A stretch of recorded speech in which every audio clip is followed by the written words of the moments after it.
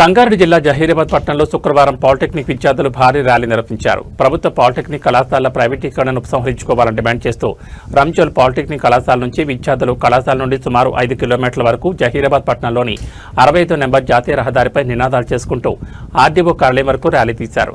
RDO కార్యాలయం ఎదుట ధర్నా నిర్వహించారు. అనంతరం ఆర్డీఓకు వినతిపత్రం అందజేశారు. జీవో నెంబర్ 97ను తక్షణమే రద్దు చేయాలని, నూతన విధానం వల్ల పాలిటెక్నిక్ విద్యార్థుల భవిష్యత్ సమస్యల్లో పడుతుందని విద్యార్థులను ఆందోళన వ్యక్తం చేశారు.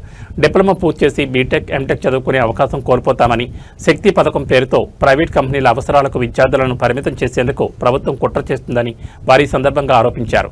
ఈ పథకం ద్వారా పాలిటెక్నిక్ చదివిన విద్యార్థులు లేబర్గా మిగిలిపోతామని, ఎటువంటి అవకాశాలు అందబోవని, జీవితాలు రోడ్డుపైకి వస్తాయని విద్యార్థులు ఆవేదన వ్యక్తం చేశారు.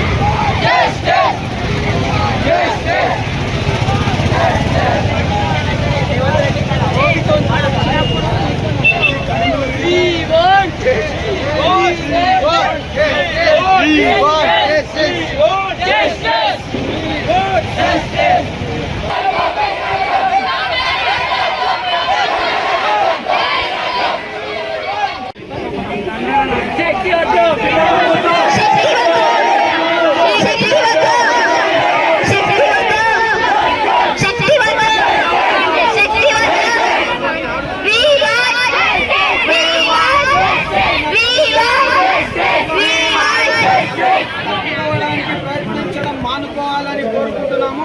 కాబట్టి మీకు